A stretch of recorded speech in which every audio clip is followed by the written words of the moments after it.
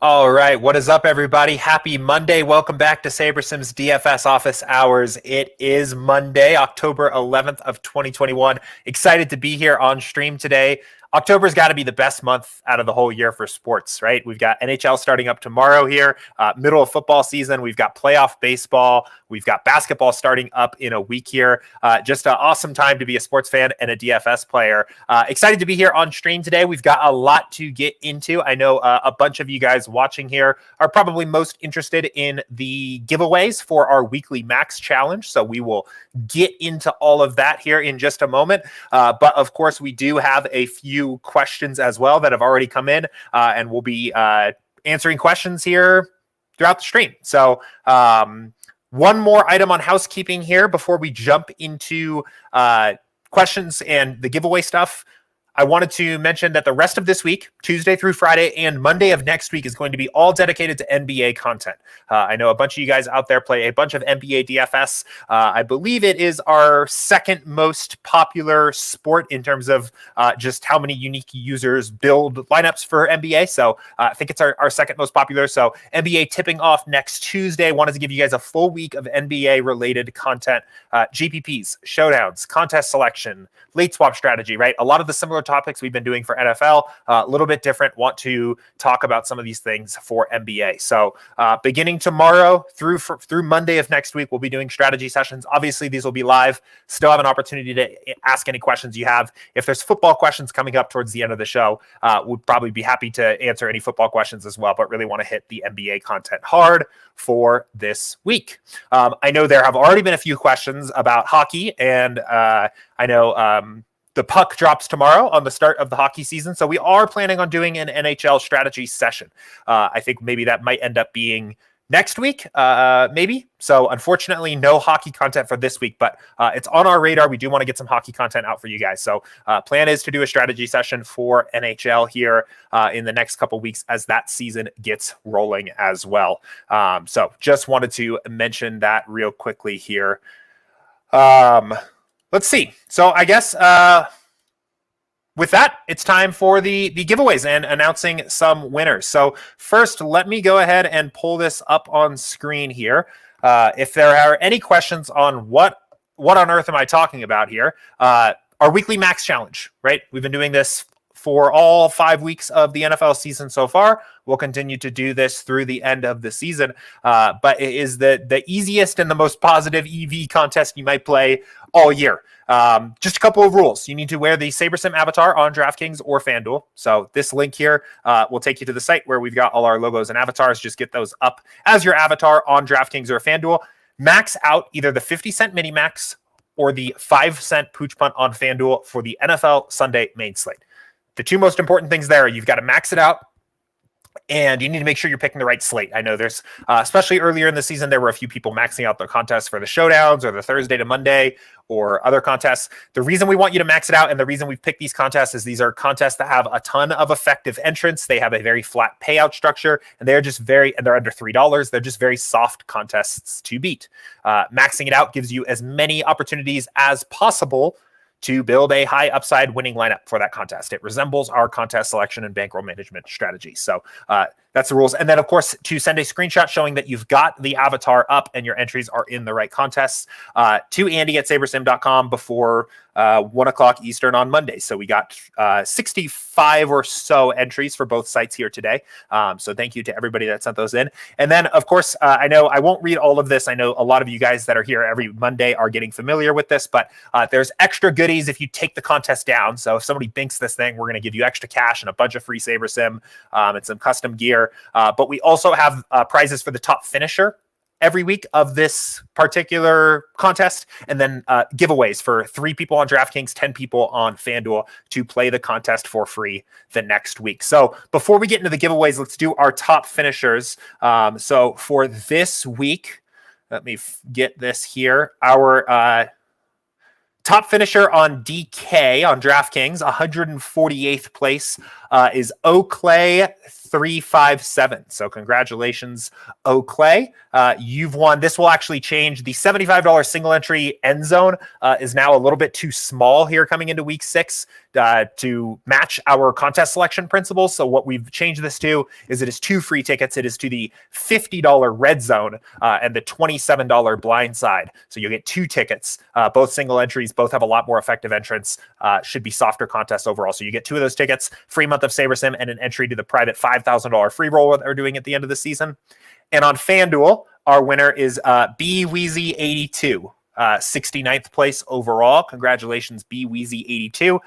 You will win a $25 contest ticket, a free month of SaberSim, and an entry to the private $1,000 free roll we are running at the end of the season on FanDuel. So those are our 2 highest scoring winners this week. I know we did have a bit of a sweat here for FanDuel, where there was, I believe, another user that was actually in first or second throughout the slate on Sunday. But it is B Weezy that takes down FanDuel, and Clay, congratulations. And it looks like Olivia Clay here is in our chat. Congratulations, Olivia, on your win this week. So just another reason to keep playing these. 148th place out of 150,000 or whatever is already a spectacular finish when you think about it in a percentage standpoint, but just get a few extra goodies on top of that now. So awesome stuff there. Let's go ahead and get into the giveaways. So again, we'll do DraftKings first. We're going to do 3 winners. We'll spin our wheel of names here that we've been using every single week, and we'll get the 3 people that are going to be playing the mini max for free next week, and then we'll do 10 winners for FanDuel. I know if you guys have won the FanDuel prizes before, I know this has been drawn out here for 5 or 6 weeks now. It has just been a little bit of a challenge for us to get working with FanDuel on actually delivering tickets. So we have been either offering cash via PayPal or SaberSim credit for the FanDuel prizes. All the DraftKings stuff has worked out, but for the FanDuel prizes, so you'll get an email if you win the FanDuel prize, and you can let us know if you want cash via PayPal or if you want SaberSim credit. Apologize that we are still working that relationship out with FanDuel here, and appreciate all your guys' patience. But anyway, without much further ado, dragging this on for too long. I know everybody's excited to watch me just spin this wheel here. So 64 usernames on DraftKings today. We've got 64 up here, so we should be all good there. Again, we're going to be doing 3 spins. This is for $75 worth of tickets, 150 tickets to next week's 50-cent mini-max. And let's let it rip. Our first winner on the DraftKings side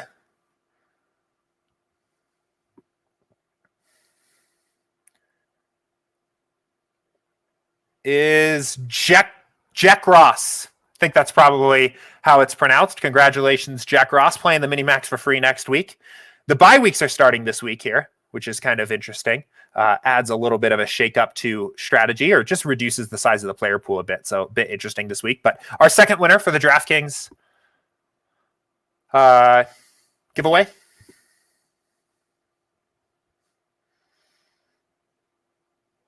T-Bone 0816.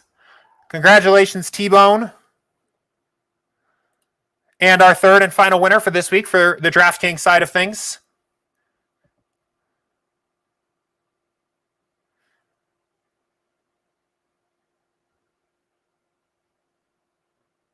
and it is Rusty Trombone. So our 3 winners here for the DraftKings giveaways, playing the mini-max for free next week: Jack Cross, T-Bone 0816, and Rusty Trombone. Looks like Jack Cross must be James here. Congratulations, James. Some awesome ticket value for you guys there. Let's go ahead. I'll go ahead and copy this here and just make sure that I've got that noted on my end. Boom. Perfect. Cool. So let's clear our results here. We'll go ahead and clear all the entrants. And let's get the FanDuel guys going here. So very similar numbers this week. 65 on FanDuel. So just 1 extra person. Perfect. 65 entries. Exactly what we expected here. I will just add too, of course, you guys can play both of these. There have been a few questions, especially earlier in the season. Do I have to choose one contest to play that one, or can I play both? You can totally play both. In fact, I totally recommend you do. because you get an opportunity to win both prizes. Two different price points, $7.50 versus $75, depending on what your bankroll looks like. But if you can afford to play both and it's in your bankroll budget, definitely play both. But let's go ahead and do this. We're going to spin this one 10 times. So this one's kind of fun. We'll get 10 winners here. $7.50 worth of ticket value, or in this case, just cash or SaberSim credit for 10 of you guys. So let's spin it.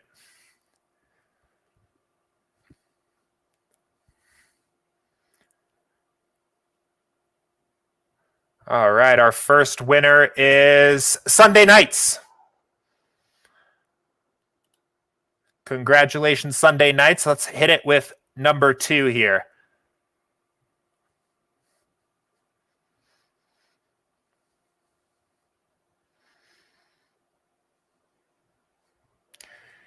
EJS0186. Congratulations, EJS. Our third winner here.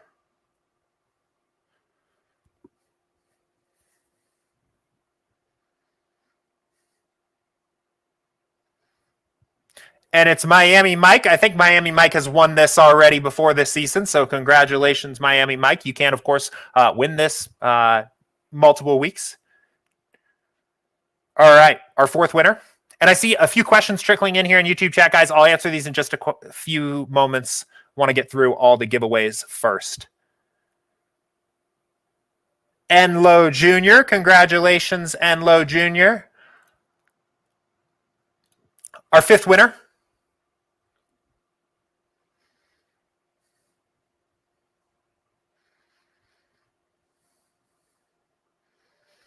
Nick Beasy, 82. Congratulations, Nick. Our sixth winner.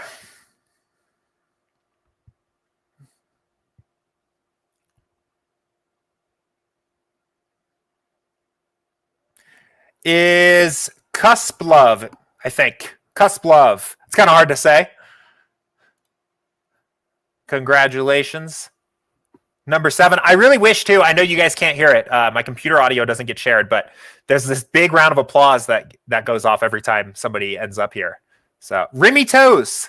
Congratulations, Remy Toes. Our original first place winner when we did the opening night kickoff, $1,500 ticket was won by Remy Toes here on opening night.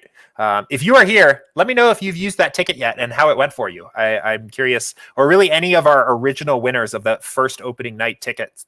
Let me know if you guys have played your contest yet and how it went. But 3 more polls here, 8, 9, and 10.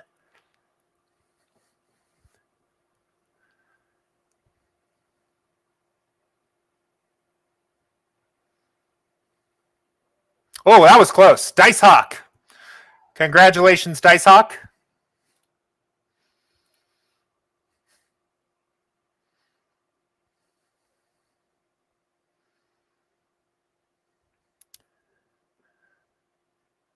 B-Cap 888. Congratulations on your free Pooch Punt tickets. And our final pull of the lever here for this week.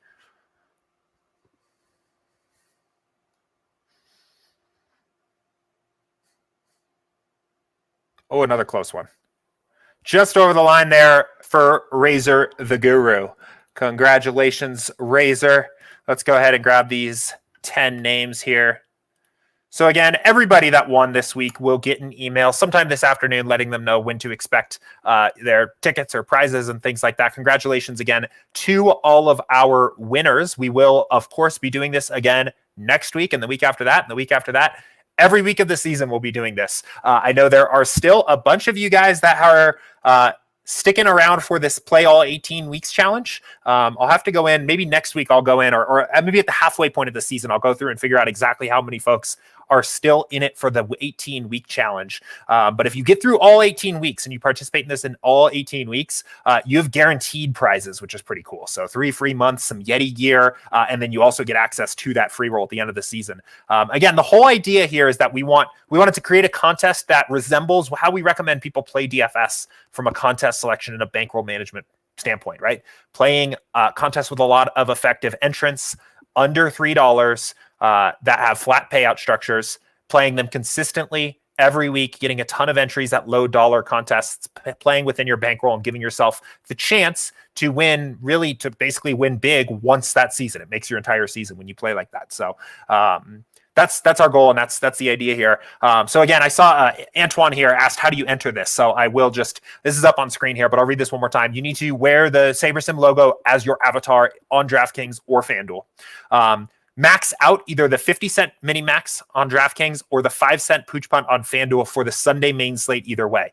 Not the showdowns, not the Thursday to Monday, the Sunday main slate, the big one, right? The one that everybody plays. The 50-cent mini max or the 5-cent pooch punt. Two different price points for you. $7.50, $75 here. So depending on what your bankroll is.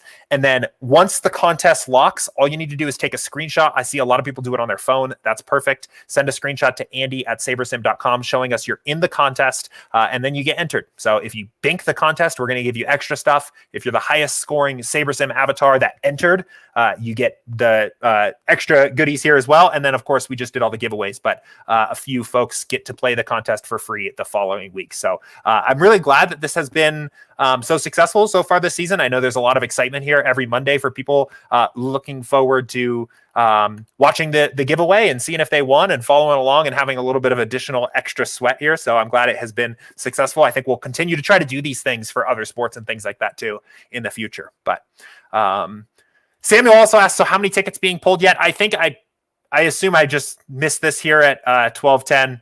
Not sure. Everything's done now. So I will say our two winners of the highest prizes this week on DK was Oakley 357, and on FanDuel it was B Weezy 82. We have our 13 giveaway winners. When I hop off this, I will do an announcement in Slack announcing everybody that won the tickets here. Actually, I'll just read them off one more time. That just makes it easier. So we'll do one more winner. So our free tickets for DK for this week, Jack Cross, T-Bone 0816, and Rusty Trombone.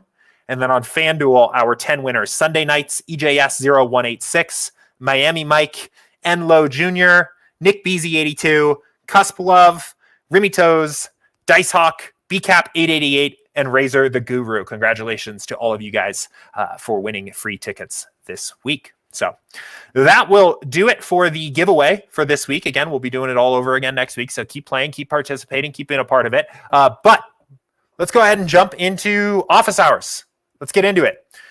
So if this is your first time watching, I know the giveaway always gets a few people watching my stream for the first time. So this is a live Q&A style show where I answer questions from you guys about SaberSim, about DFS, whatever you guys want to talk about. We can talk about NFL, baseball, hockey, golf, whatever. A lot of football content right now. I'm sure there'll be some NBA content ramping up here and maybe a little bit of NHL stuff coming up soon. But we can talk about whatever you guys want to talk about. I am going to answer these questions in roughly chronological order. So we do have a few questions that came in the Office Hours channel earlier this morning. So we'll hit those first, and then we'll go ahead and knock out the ones that have come in on YouTube here.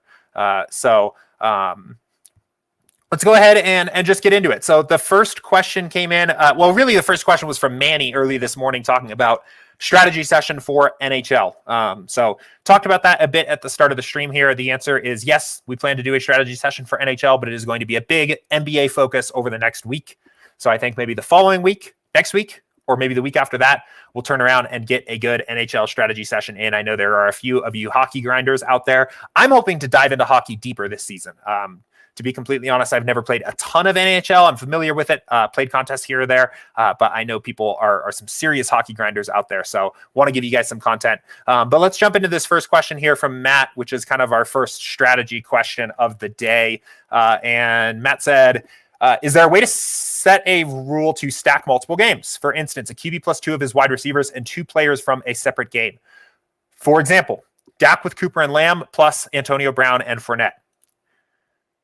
Yes, it is. It is possible. So the easiest way to do this is with an advanced stacking rule. And if you set an advanced stacking rule to do this, it's going to show up in 100% of your lineup. So that is the one caveat here. That is the one thing I'll say is that an advanced rule is going to show up. It's going to make it show up in 100% of your lineups. But you would start here by going to the build settings, opening this up, stacking, and add advanced rule. So our first rule here, it looks like, is a QB plus 2 of his wide receivers. So the way you would do this here is you just set QB 1 and then wide receivers 2. There is some room for flexibility here. So I mentioned that the rules are going to be honored in 100% of your lineups, but you can create some flexibility here using different mathematical operators. So for example, if you were okay using stacks that were maybe sometimes 3 wide receivers, you could do more than at least 2, like more greater than or equal to. If you only wanted 1 through 3, you could do 1 through 3. Oops, not 21 through 3. You could do 1 through 3 here for your wide receivers, right? So there is room for flexibility, but this rule will show up in 100% of your lineups. But since you said 2, I will use 2. So again, QB 1, wide receiver 2. So that's our rule.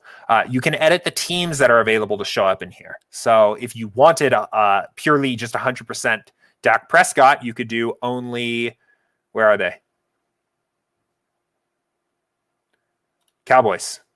Almost couldn't find it, right? You could do only the Cowboys. You could also include Kyler Murray stacks, Justin Herbert stacks, Tom Brady stacks, whatever you wanted, right? I typically leave these pretty open and just let the builder give me whatever, but that is how you'd set that rule. So let's just assume that. And then one thing I like to do is name these. This can kind of help so that you can see them a little clearer. So this is our QB plus 2 wide receiver stack. So now we know. And then we can collapse this and let's expand the other ones. So now you can set another stacking rule. And I think you can do pretty much as many of these as you want, as long as you don't start creating mathematically impossible rules to follow. But this one will then be our next one. So it looks like in this particular case, Antonio Brown and Fournette, so you're referring to players playing on the same team. So maybe here you want greater than 2, at least 2. Right? I think is kind of the idea of 2 players stacked on the same team together, right? So that would be a way of doing that here.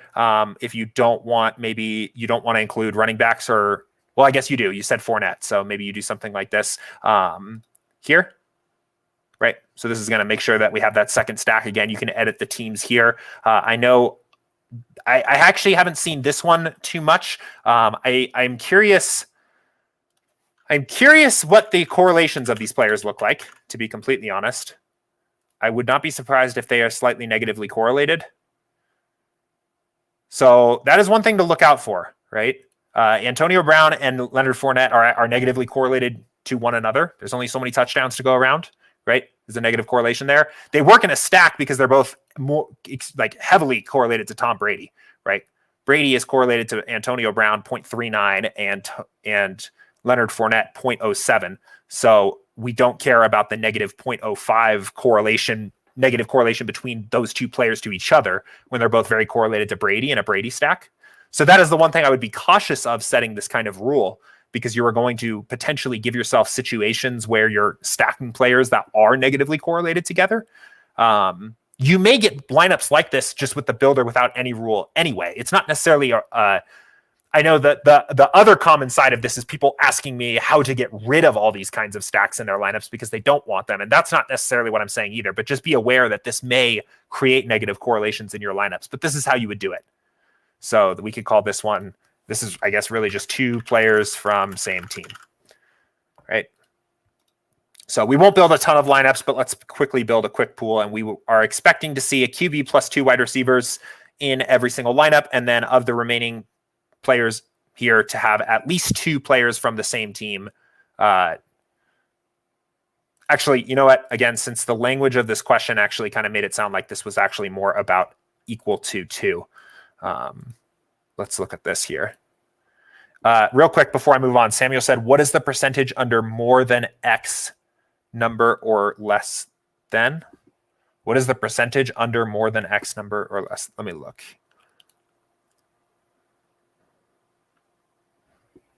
I'm not really sure. I'm a little bit confused by this question here. So the 6 options we have are exactly equal to, less than, which is like it won't. So if you do less than 2, it's either 1 or 0. More than 2 would be 3 or more, right? Less than or equal to, fairly straightforward. More than or equal to, and then the option is a range here. I'm I'm not sure if something's maybe hard to read on my screen, Samuel, but I'm a little bit confused on the question here. So maybe you can give me a little bit more detail there, and I'll answer this question too. I've noticed that I make 2 rules under advanced. The builder does the top one at 100% and ignores the second one. Is that working as intended? No, if that is the case. That is not intended. I haven't seen that before. Let's try a build here, and hopefully there's not a bug there. But no, the builder is definitely intended to build using all the stack rules that you give. It might be one of the mathematical operators has a different meaning than intended, right? It is going to fulfill the rules, but depending on how much flexibility you give it, you can get different results there. But let's just verify that this build works here. And we can double check if it doesn't, but I guess this is a good test here for us.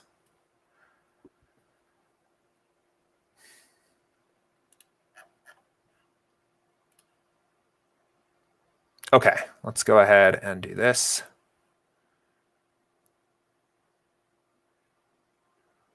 Okay, so it looks like we got what we wanted here. So at least in this lineup, right? We have Burrow, Boyd, and Chase, 2 wide receivers, and then 2 players from another game. In this case, Schultz and Lamb. In this lineup, similar deal. It just so happens that it is a run back on our lineup here, but it is indeed Burrow, 2 wide receivers, 2 players from another team. Same here. Burrow, 2 wide receivers, 2 players from the Jags. So it does look like this is kind of working the way that we expected. So let's see this next question here from Samuel. Less than, say, 80%, for example, as default. Okay, so I think maybe the point of confusion here is that there's percentages being used. So there should not be any percentages being used here. Less than 80%, for example, the less than or more than the percentage of it, is it half or the default number, or that depends on other variables? So these are absolute numbers. So that's a good question here, right? So these numbers you're seeing here, these are not, none of these should be percentages. I think that is what I'm reading here from this question here, right? So these are just purely absolute numbers. We're only going to use absolute numbers here. So we don't want to use a percentage in any of these spots here. And they are going to show up in 100% of your lineups always. If the rule is set, it will show up in 100% of lineups on the advanced side here, right? So if you want flexibility in your rule, you need to give it flexibility by using a different thing. So say I want a stack in every lineup, but I don't care how big it is, right? So I want 1 quarterback, and I want more than or equal to 1. Here, let's actually say this. Let's say I want at least 1 pass catcher on the team paired with a quarterback every single time. In that case, I would do a QB, and one way to do that would be to say at greater than or equal to 1 running back, wide receiver, or tight end from the same team. So there is at least 1 pass catcher with the QB in every single lineup, right? So that would be one way to do it. That would be a way to do it where you would get flexibility. So this rule is still going to be honored, right? It's going to show up in 100% of lineups, but there's flexibility here in how many pass catchers are paired with the QB. So this is in general, we recommend you guys build your advanced stacking rules with some flexibility, because there's a lot of different ways to make viable lineups. And some quarterbacks, it makes sense to have 3 pass catchers, and some it makes sense to have 1, and some it makes sense to have 2 or 0 potentially if there's a running quarterback or something like that. So the more flexibility you can give yourself in your advanced stacking rules, I would say, is probably the better. Samuel said, okay, so that stacking must be a visual bug. When I checked stack types, it said 100% of QB plus 2/1, but it didn't show any number of my running back and wide receivers. Got it. Okay, so I understand the confusion here. So the confusing part of this here is that even though we refer to stacks in this advanced tab here as basically any combinations of players that you want to make, when you're looking at stacks here and stack types at the end, right? We only consider a stack on step 3 a stack that includes a QB combination player. So you're not going to see, for example, we're not seeing like the 2 stacks here. technically this would be, so if we're referring to this as a QB plus 2/1 with Burrow, Boyd, Chase, and Adams, this would technically be referred to as like a 2. No QB, but just like a 2. Those don't show up here. And I think I can see why they would be useful to show up here. And we could even include things like running back plus defense stacks, which I know people like a lot. Running back and same team defense are often correlated, especially like someone like Derrick Henry. Relatively decent correlation to his own defense. Those currently at the moment are not showing up here. That is intentional. It's not really a bug at the moment.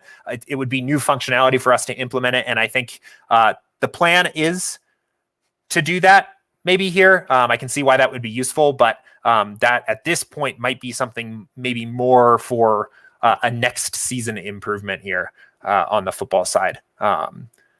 So I guess this tooltip is a little bit confusing then, because it says NFL stack types follow the format QB plus players on the QB's team, and then the line separator players on the QB opponent. If the lineup doesn't have a QB stack, the stack type will not show QB plus. So it is a little bit confusing here, that because this definitely implies that those should be showing up. So, but as far as I know, that has never really shown up here. I think occasionally I have seen stack types that show up here that say like 2-1 with no QB, but only when there isn't actually a QB stack in the lineup, right? Like we want to be able to show the fact that a lineup might have multiple stacks in it. And I can see how that's useful, but doesn't work that way at the moment. But anyway, good question, Matt and Samuel here. Hopefully that was helpful as a little bit of a walkthrough of advanced stacking rules and things like that. Let's go ahead and get to the next question here. This one will be probably a pretty quick question here. This was from Yuva J. He said, this may have been answered before. If I change exposures in step 3 and then run a fresh sim in the last 30 minutes before lock, is there a way to save those prior step 3 customizations? I've just flipped to the old builds to see them, which works, but still a bit clunky. Yeah, I can see how this is a bit clunky. This has been a little bit of a recently common request. I've been hearing this more and more. I can, again, definitely see where you're coming from here. At the moment, there is no way to do this, unfortunately. So for example, let's say it's Saturday night and I'm playing around with this and I'm setting my exposures and dialing everything in. And then I want to run one more build after the sims are updated for the inactives on Sunday morning, and I just want to copy over my exposures and move them in. There's not a very easy way to do that at the moment. So it's going to have to be a manual process. I mean, one thing I can recommend, instead of necessarily just flipping back and forth, I've had a similar thing. I normally just write things down on a piece of paper. Makes it pretty easy to just kind of copy over relatively quickly. I know when you switch in between builds, you get this like loading lineups and it takes a little bit longer, right? Like we can even see it here. It takes a little bit of time, kind of starts to feel a little bit repetitive. And now maybe you forgot something and you have to go back and do it again. Bit of a pain there. So I like to just write everything down on a piece of paper or a Google Doc or something like that and just plug it in real quick and go from there. So cool. Question from Marvelous M. Ford King here. And he said, does Giant Squid or the other staff members of SaberSim use their own projections, or do they use SaberSim projections but do a bit of tweaking to them? I would say there's like probably a bit of a spectrum here. We talk a lot about the different styles. We actually have a video up on our YouTube page called The 5 Styles of Winning DFS Players that kind of gets at this point that there are different ways to add value to the process. And I think everybody does this a little bit differently. Matt, for example, I know pretty much leaves the projections completely alone. Obviously, he built all the original models here, feels pretty confident in his own projections, so doesn't really touch a thing. The projections are what they are. So I know Matt does a lot of his work editing exposures and things like that, but we have Max and Danny on here a lot who do a lot of additional research into, things that coaches are saying, injuries, things that maybe the model won't pick up very well on, and then are editing projections. And Max even said by the end of preparing for a Sunday slate, maybe we'll probably have edited projections for almost every single team on the slate, right? And I think he does a lot of that work here in the app and editing projections and things like that. And then I know that we have some SaberSim members here. I'm not sure if this is exactly what Giant Squid does, but using some kind of an aggregate type model. Or even maybe a weighted aggregate where you're kind of taking in particular projections from other sources or from other people that you trust and building kind of a weighted projection model that averages some things out. I have never been too big on editing projections as much, at least in particular for what we kind of call our big three sports for football, basketball, and baseball, because I think those models are just particularly extremely sharp. And I don't really think there's a lot of worth editing. I will look around the industry. You know, I always recommend people consult second sources on things, especially if there's a team that SaberSim is particularly lower on or higher on. I'll look around the industry and see what other people are saying. I'll make adjustments to projections. There have been times that I've experimented with, you know, pulling in other models and using some kind of like aggregate or average projection thing. And for the time it takes to do that, I've never felt like it added a ton of value. But again, it's less, I would say it's less about, you know, what is the thing that you do, what projections you're using, or if you're editing things in the app, or if you're uploading a totally random other set of projections, and more about like, are you using it to make your process better? Or is it delivering better results, right? I could come in here and tell you I manually look at every single team before the slate and update projections based on the way that I think they make sense. But if I'm making bad edits, then that's not going to help, right? Or I could say that I'm using an aggregate of 7 different projection models and uploading them to SaberSim. But if 6 of those models are pretty crappy, then my updates aren't going to add a lot of value. You know, I could tell you that I don't make any edits to projections at all. And just edit in exposures, right? But again, like if you're not making positive EV exposure edits or you know, whatever from there, then your process isn't going to be as good. So it is less about like what you do or how you would categorize yourself of a projection editor, I guess, and more what the quality of those edits what the quality of those edits are in either direction. Are they making the system that ultimately, are they making the inputs to the system better, right? So, but a good question. And I mean, I guess like, you know, this is similar a bit. Like we get a common question too about the sliders, especially after Giant Squid has a huge week like he did this week, right? Sometimes we get some questions about like what sliders people are using here.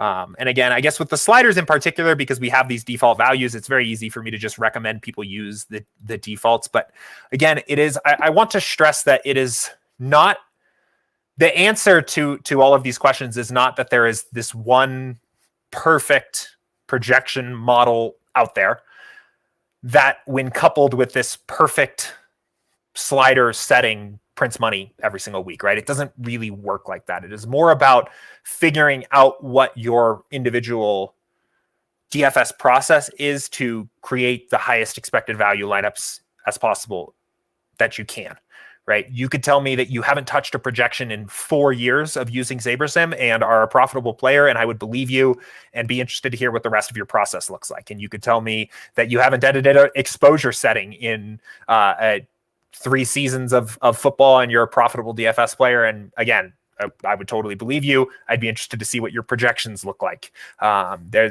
There's, you know, a lot of different ways to get this done. There's not just the one thing that when you combine this and this, and that's the answer, the secret answer that just all of a sudden starts winning everything, right? That's not really the case. And even, I guess even slate to slate, like there are variations in my process, slate to slate with projections even, right? There are slates where I tweak a little more. There are slates where I tweak a little less. There are slates where I want to actually literally actively pull in other models of projections and create some kind of average and use that. It just depends on a lot of times what I'm seeing in my test builds throughout the week, especially as I get to Thursday, Friday, Saturday, when I'm doing a lot of my thinking about this kind of thing. And I'll shake it up. I'll mix it up from there. So yeah, anyway, but good question though. Definitely a good one there. So, all right, cool. Let me make sure I didn't miss any questions here at the start. I don't think so. Oh, I did. Don asked, when entering 3 different 20 max entries, is it optimal to enter 60 different lineups? We recommend you do. The reason why is that it is going to lower your variance overall, and it is going to give you a greater % chance of just taking down one of those contests, right? Don't necessarily need to take down all 3 in the same day, depending on what the payout structures of the contests look like. I mean, if those contests are a quarter to enter, $3 to enter, and $20 to enter, right? Then maybe the payout structure of those lineups is significant enough that you don't want to leave it up to variance if your highest scoring lineup is in the quarter contest. But assuming that those contests are roughly close together, right, it's probably best to just smooth out your variance, allow a little bit of a sacrifice and maybe raw ROI, and spread out, play 60 unique lineups in all 60 entries. That's what I do. Most of the time for a given slate, I'm playing contests anywhere from dimes to $10 to enter. And to me, it's good enough to me to have a unique lineup in every single contest. I mix up that strategy a little bit here on and off. You guys, if you watch my office hours every single day, you've probably seen me do different methods of filling lineups and things like that. But on average, I just play a unique lineup into every single GPP I'm playing. Live with the swings of the variance of the best lineup, sometimes being in a smaller dollar contest, and just consider it. Generally try to just be thankful that my approach to entering unique lineups allowed me to play that lineup in the first place, rather than being upset that it was in the lower dollar contest. But this approach, 60 unique lineups in 3 different 20 max entries, is going to be the lowest variance option here that gives you the least swings in your ROI and profit. So that's what I recommend. But Don said, thanks, you got it. Thank you for being patient while I answered some of these other questions here. There was another question from Samuel here. A showdown question. After the sim is completed, how long should I wait to update projections? And also, if I'm playing all 3 sites, do I need to update projections on each site? The second question, the answer is yes, unfortunately. That's another one that has been a common question. People asking, especially I know with team totals in particular, people ask, hey, if I go through the trouble of updating Miami to 24 points on DraftKings, can I just export, or can I just push these team total changes to other sites? That is something that's on our radar. I definitely can see how that is annoying. With the custom projections themselves, if you've edited custom projections, you will also need to do that on other sites. In that particular case too, I would, the sites have they have somewhat different scoring systems. So I would also just make sure, rather than blindly adjusting your projections the exact same way on every site, I would just keep an eye on what players' projections actually look like based on the scoring rules. DraftKings has full point PPR and bonuses and things like that. FanDuel does not, etc. But you do have to make the edits on all 3 sites. The first question here, after a sim is completed, how long should I wait to update projections? When the final sim runs, the one that runs 1 hour before kickoff. So if you don't already know, we updated our sim scheduler, basically, that determines when sims get ran, to be a little bit more consistent. So for football in particular, a final sim will run for the game in question 1 hour before kickoff. So one of the nice things about NFL is that for the most part, inactives come out 90 minutes before kickoff and have all the information about who is playing and who isn't that we need. So that happens 90 minutes before kickoff, and then 60 minutes before kickoff, which gives us a 30-minute buffer there. There's one final sim of the game that runs, that once that is completed, you are pretty much good to go. So again, in Slack, there will be in the NFL lineup alerts channel, there'll be another message that gets sent when the sim completes. You may see other sims get run after that, but it is likely, unless there is slate breaking news, that nothing significant has changed. They're typically very minor adjustments. I would say like 95% of the time you are just good after that final sim has run, which is the hour before kickoff one, to just build. So obviously always want to stay kind of clued in. Keep an eye on Slack when there's big news that breaks. After that, we typically make @channel ping announcements letting people know, but also just keep an eye on Twitter and things like that, right? If Lamar Jackson stubs his toe 15 minutes before kickoff or something and isn't playing, that would be huge, and we would have to run another sim, and in that case, you would want to rebuild your lineups. So keep an eye on that. But otherwise, you're good to go 1 hour before kickoff when that last sim runs. For basketball coming up here, bit of a different story. If you've played NBA DFS before, you know how much of a mess this can be. But I believe the NBA has tried to get better about this. There are rules and there are requirements of teams to get their starting lineups out, I believe, 30 minutes before the game start, which if they actually did that would give people plenty of time. But in reality, that's not what happens. And especially as the season goes on, there are teams there were games last year where the starting lineup, the other problem too, I guess, now I'm going to rant about NBA for a minute. The other problem with NBA is they don't start the games on time themselves. Like NFL Sunday, 1 p.m. Eastern comes around and 8 football games kick off all at once. NBA, they start the games when they feel like it. So the games kind of start like 5 to 15 minutes late pretty much every single time. And then teams get those starting lineups out pretty late every single time as well. So there's definitely occasions in NBA where like there will be final sims with starting lineups running minutes before games start. So that can be a little bit of a closer call sometimes. And really with NBA, I typically, my approach to NBA is I wait till about 15 minutes before lock, 10 to 15 minutes, and then run my builds because you really need those updated news as late as possible and need as many starting lineups as possible. And then the unfortunate reality of NBA is you pretty much have to late swap every lock after that. So if games start at 7 p.m. Eastern and 7:30 and 8, and I think a typical main slate for NBA will look like there'll be a 7 p.m. lock, a 7:30 and 8, a 9 and a 10. That's, I think, a fairly typical NBA slate. So that's 5 different locks. And the reality of it is you're probably going to be late swapping every single one because teams will get their starting lineups out 10 to 15 minutes sometimes before their games are supposed to start. But the NBA is trying to crack down on that I know. So last year they instituted these injury report rules where teams have to at least disclose injuries and put an updated injury report out 3 times a day or twice a day if they're traveling, but something like that. And the rule is that 30 minutes before the games start, at least I understand the starting lineups need to be out for both teams. But the NBA has been pretty toothless in enforcing this. And teams are still kind of continuing to do what they want. I think until they really start fining people and fining teams for not getting starting lineups out quicker, nothing is going to change. But it sucks for DFS players. It sucks for fantasy basketball players, and it sucks for NBA sports bettors. And at some point, the NBA is going to realize that makes up a massive portion of people that are sitting down to watch basketball games every night, and that they probably should maybe work on keeping those people. I am full on ranting now, so be patient with me and I'll wrap this up in a couple minutes. But I think the NBA at some point is going to need to realize how much of their viewership comes from people in those categories, and how annoying it is for them when starting lineups come out super late. And if you have ever just gotten completely screwed on an NBA slate because you played 80% Anthony Davis and the Lakers decided 5 minutes after the game was supposed to start, but 15 minutes before the game actually even starts, that he's not going to play because his nose is bleeding or he didn't sleep well last night or something like that.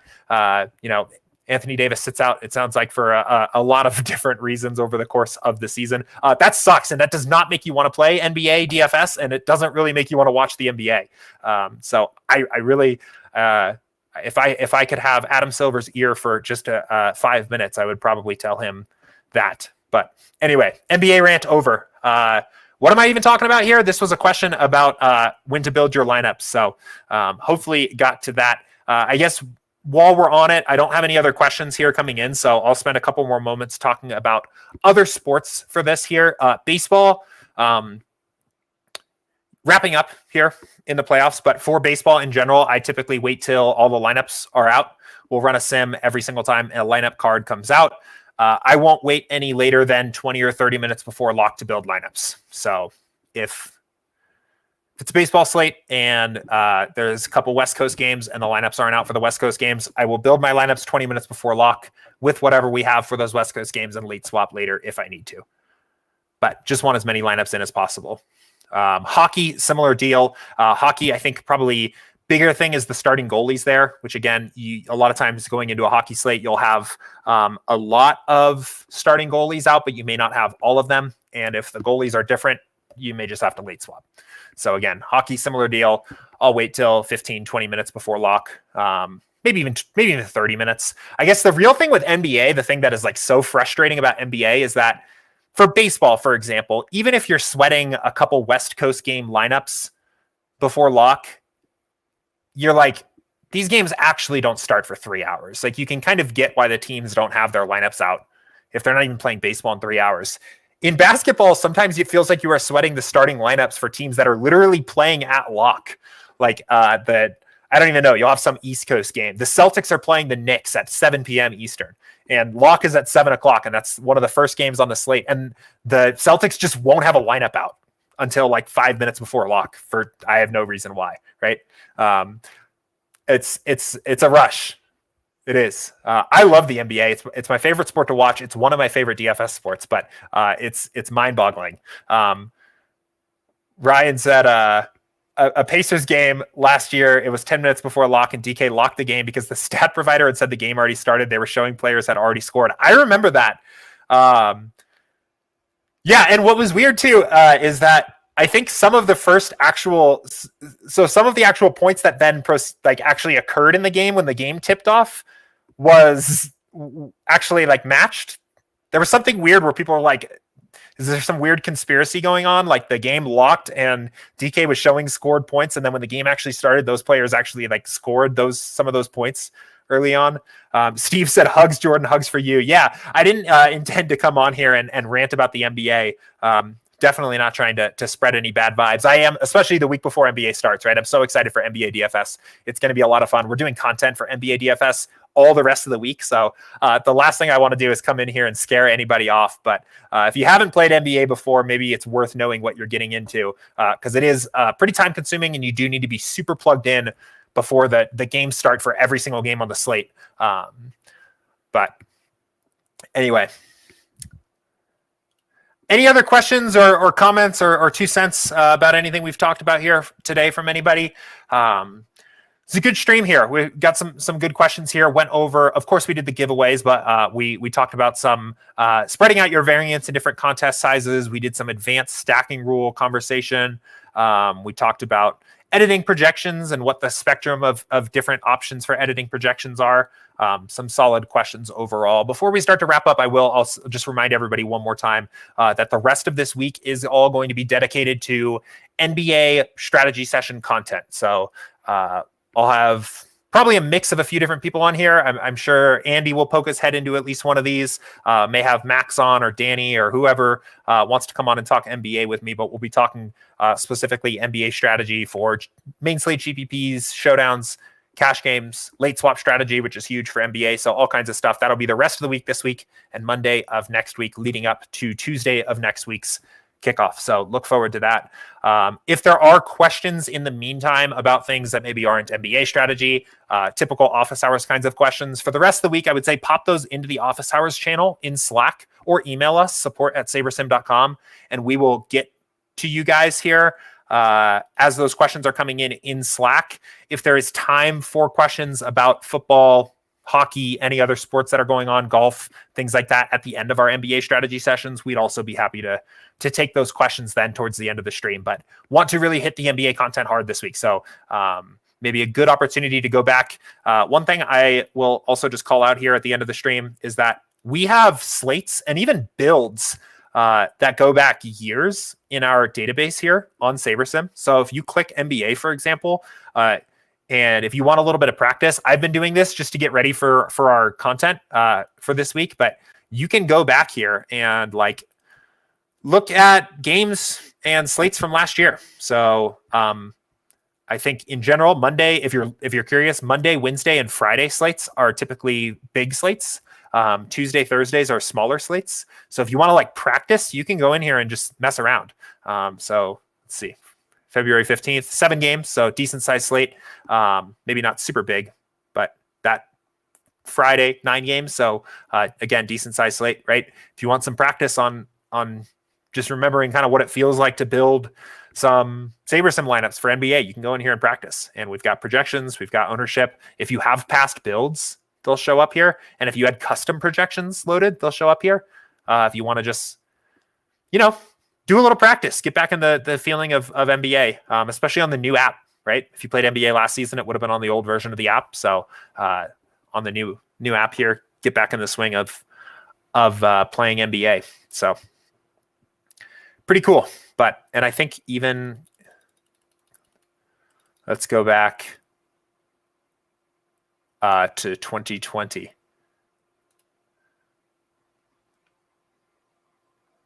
Yep.